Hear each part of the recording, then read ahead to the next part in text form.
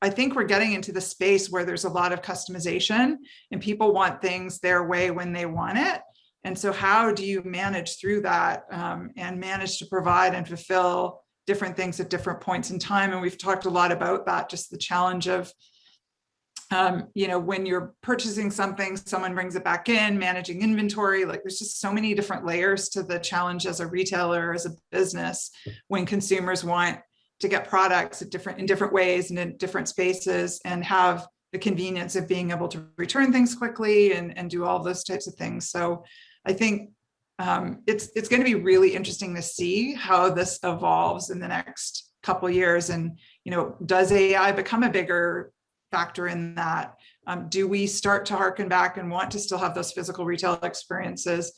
How does all this sort of hybridize itself into a way that we as consumers feel safe that we can get things, that it's convenient, and that, it's cost effective for us. So I think it's going to be really interesting to see as these next couple of years unfold, how things shift. As retailers entered the lockdown in March 2020, a small, diverse group of Canadian thought leaders gathered to virtually speculate, collaborate, and share their insights on the waves of disruption facing retailers. The Business of Retail podcast emerged as an unflinching strategic alternative to the conventional discourse, revealing challenges in the headlines and exploring new unconventional paths for all facets of the retail industry. Now, here's the panel. Welcome to the Business of Retail. With me, I have Christine Cowan. I have David Ian Gray. We have Gary Newberry, and from Retail Insider, we have Craig Patterson. And my name is George Menikakis, and today's episode is going to be a very interesting one, and probably as hot as some of the other ones. But before we get into it, I'd like to remind you to dial into whatever channel you listen to us, either Spotify or YouTube or iTunes or wherever else you actually land. Take the opportunity to listen to the Business of Retail, because we've got exciting stuff always on the go. So Gary, I'm going to actually flip it over to you, because I think you really got a real good handle on what this subject should be about. It's a very short and sharp statement. Before we do it, can I just say, for YouTube purposes, I am in my brother's basement for the first time, I feel like, since college, if you look back at me. But just so apologies to the viewers for the atmosphere, but I am I'm finally with some family. So. Straight after the podcast, you're going to do a Twitter trolling attack on somebody or some subject, I guess. I'm going to play World of Warcraft. There you go. Right. So I've seen quite a lot of commentary about how e-commerce is, gained 5 years in 5 weeks and all that kind of, how I would say, rhetoric, because it has been pronounced, but it hasn't been that pronounced. We didn't have those kind of plans, and we certainly haven't made that kind of progress, although the pandemic's been very helpful. The latest projections I'm hearing is 50% of all retail is going to be done online. Now, online could mean click and collect, it could mean home delivery, it could be something that we're not even imagining right now. But 50% of retail online, 50% in store. In Canada, currently we're about, let's call it being very generous, 85%. It's likely to be a bit higher than that in store now. We're starting to reopen in parts of Canada. So I'm just going to sort of throw that open and say, is that a credible claim or projection? And what do we think as a business of retail, as strategic thinkers in this space? What do we think about this? I think it really depends on where the retail is. If it's something like Dollarama or convenience, I think that it's going to probably always be overwhelmingly physical retail. But if it's something along the lines of technology, I just ordered myself one of those digital journalist recorders online and got it delivered to my home. I didn't need to see it in person. I think it really will depend on the sector. Fashion, certainly there is technology coming out that you'll be able to do things online, including fittings. But again, I think we almost have to narrow it down to sectors. I don't know if it's going to be 50% personally, but automobiles now, apparently we're seeing record numbers in terms of sales of people buying cars and not going into a showroom necessarily to purchase those. Although, people probably will still want that test drive, and that car might come to them. And actually, George, I don't know what your experience was with your Tesla, but maybe you've got some insight into the auto side of things. It was a great experience because it was touchless. And I will tell you, to your point, Craig, that I bought a few cars in my time. And even more recently, I got my wife a car, and it wasn't a Tesla. She was not disappointed. Obviously, because she got what she wanted. But at the end of the day, we ordered it online, and then we were called in to go to the dealer, and the dealer took us through the whole exercise all over again, which I thought was such a useless use of my time. And I thought, well, this is insane. Whereas Tesla, even aftermarket, I call them up and say, I think I've got a problem with my brakes. Well, it wasn't a problem with the brakes, but the guy showed up and he said, look, for $200, I can clean the brakes out. And he did it right in my driveway. Right? I don't have to take it to a dealership. Right? There was somebody there to do the work, and everything's fine. But that level of service is going to continue to improve. And I think the one that I heard today, and I forgive me for not remembering the right name, but I think it's Smiles on Wheels, which is dental on wheels, going door to door.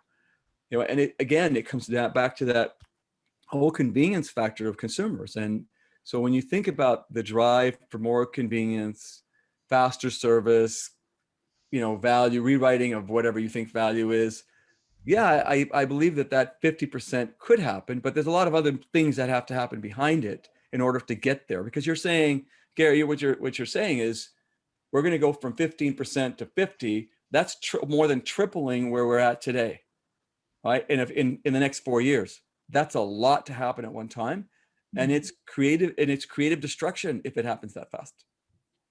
Yeah.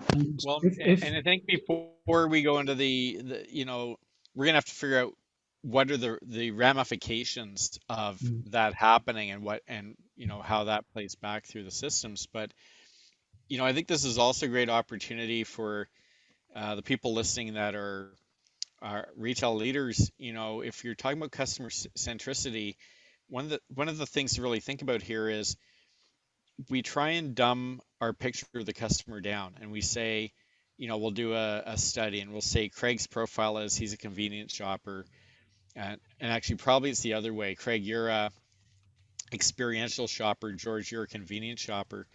But a lot of these things, and first of all, we got to start with segments. Like you can't make a statement and say shoppers en masse will do all one thing and not the other. But even within the segments, it's very situational. Someone's going to be price driven in something they don't care so much about, but they'll save that money and put it in or spend time and effort in something that matters more to them. And I think that's the level of nuance we have to bring into this discussion on the retailer brand side. And I don't see it happening enough. They'll tend to pigeonhole a product group and say, well, that's going to be a product group that's not going to be of interest to anyone being experiential. Well, that's not necessarily true. I would just add in before sort of Christine perhaps shares her thing. I've said for a long time, e-commerce doesn't pay. If it doesn't pay at 15%, as being generous in general, how can it pay at 50%? This is not a problem that you scale up to make more money. If you can't make money fairly quickly on e-commerce, the more you do of it, the greater the loss might be. So does this perhaps talk about some, to George's point, creative destruction or just self-destruction of retail brands looking to think that somehow if we just follow this projection and try and get ourselves to 50%, investing in lots of perhaps fulfillment facilities that don't pay their way, this is a sure ticket to, well, not success by any stretch of imagination. So I think we have to factor in what we've already started to learn, that it's not paying to do e-commerce. Yeah, I think what's interesting to me is it's not going to be as we know it today. I think for us as we move forward, I was reading something that IKEA is doing a lot more with AI. So it's like, how does the consumer have that seamless experience where they can see, furniture in their environment, or I think, Warby Parker and some of those other brands where you can like take a photo and see what the glasses are going to look like on you. Like there's going to be things like that where the consumer can have that experience maybe of going into a retail shop without having to physically go. But at the same time, I think there's always going to be consumers like myself. I want to go and see something, touch and feel it and see it in true life before I make a decision, especially if it's going to be a major purchase, or it might be something that I'm, from an apparel piece that I'm not sure if I'm going to like it or if it's going to fit or whatever else. But I think what's really interesting is the whole conversation around making things easier for us. And, I've got a crack in my windshield. Now they'll come and actually replace the windshield at my house. So that's a huge convenience for me if I'm busy in my day to not have to go to a place, sit and wait while my windshield's being repaired. Like they'll give me a time window, but that's fine. I can be doing other things while I'm here working away. And it's kind of funny because you think about the old days, like the milkman would come or the guy would come by and sharpen your knives. Like there's all these little convenient things that we used to be able to have back in the day that were sort of lost. And I think if we're working from home, if we're doing all these other things, I think those little conveniences are going to be really important. I also agree that it's going to be really challenging for retailers and brands and consumers to kind of figure out what all those needs are going to be, because I think we're getting into the space where there's a lot of customization and people want things their way when they want it. And so how do you manage through that and manage to provide and fulfill different things at different points in time? And we've talked a lot about that, just the challenge of, when you're purchasing something, someone brings it back in, managing inventory, like there's just so many different layers to the challenge as a retailer, as a business, when consumers want to get products in different ways and in different spaces and have the convenience of being able to return things quickly and do all those types of things. So I think it's going to be really interesting to see how this evolves in the next couple of years. And, does AI become a bigger factor in that? Do we start to harken back and want to still have those physical retail experiences? How does all this sort of hybridize itself into a way that we as consumers feel safe that we can get things, that it's convenient, and that, it's cost effective for us. So I think it's going to be really interesting to see as these next couple of years unfold, how things shift. A 50-50 sounds like a pretty big jump to me, but who knows? I mean, we've had some pretty significant changes in the last year and a half. So it could be really interesting to see how that sort of plays out. And I think brands have to be aware of that and have to be prepared to think differently in the future and how consumers are going to interface with them in multiple different ways.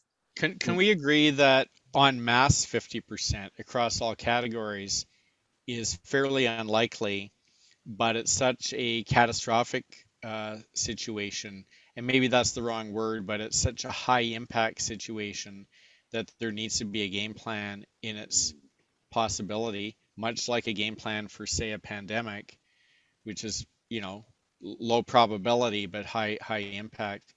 But how many of us think 50% is really where we're headed? I'm going to say no for me, although some categories might. Yeah, I think it could be a segmented situation. But having said that, being ready with the what if it's 50%, what would that mean? I think that's an important role play to play through. And you're going to learn a lot from it. I wonder if it might even revolve around a showroom situation where people, maybe in a showroom but would order online, like the Canada Goose store at the CF Sherway Gardens in Toronto. You don't walk out with that product. Is that an e-commerce transaction? Do you order it in the store? I mean, it's kind of ordered there. I think there's going to be a lot of blurring around how people do things in terms of maybe they'll go into a physical space to experience something. And this wouldn't be your Dollarama type of thing. This would be more of a high, involvement purchase, like maybe a piece of jewelry, but that item may get to them. I mean, one thing that I'm seeing right now is a lot of same day shipping. All these companies are racing to be the fastest and the biggest. And, with that, I think we are going to see a real blurring here. I'm blown away. I live in Yorkville in Toronto, and the lineups of people to get into stores still. I live above the Hermes store on Bloor Street. I cannot believe the number of people standing in front of there to shop when they can order it online and they can have stuff delivered. So clearly there is a demand for physical retail. And I know for myself, again, when the stores opened here, I was eager to get into the stores, just to have an experience and do that. And I still do it and I prefer it. So I don't know, it's going to depend on the people as well. The lineup thing's interesting because having worked a lot overseas in Asia, I mean, that's been there for years. I mean, luxury stores, people line up to wait hours to get in and shop, and it's very controlled. And so it was kind of happening before the pandemic, which is interesting. But yeah, the other thing, I mean, back to what you were talking about, like Restoration Hardware is a great example of like that showroom space is absolutely beautiful. And I think a lot of furniture stores are like that, where you can't necessarily get it right away. And so, maybe we become a little more patient, like we've had to be with some things that we haven't been able to get as quickly as we were able to before.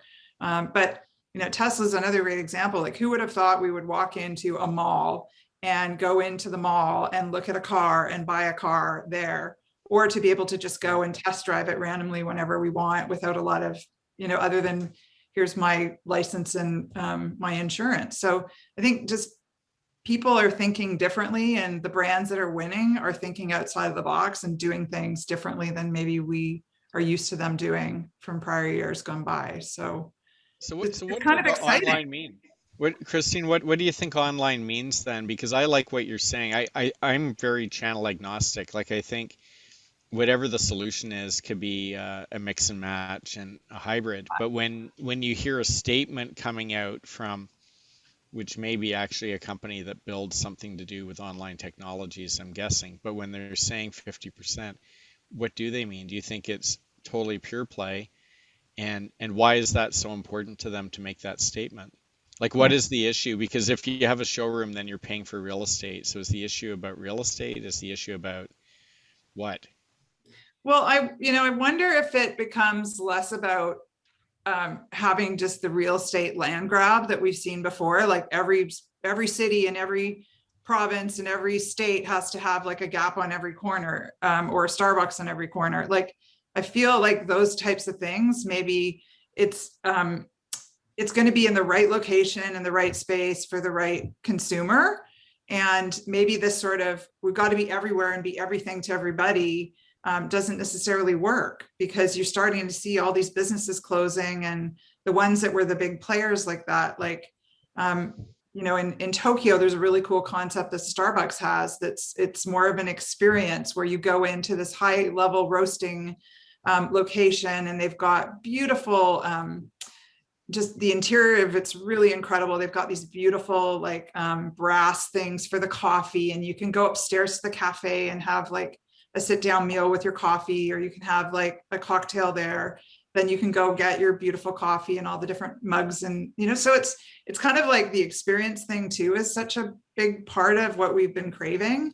And you don't always get that just like walking into a random store.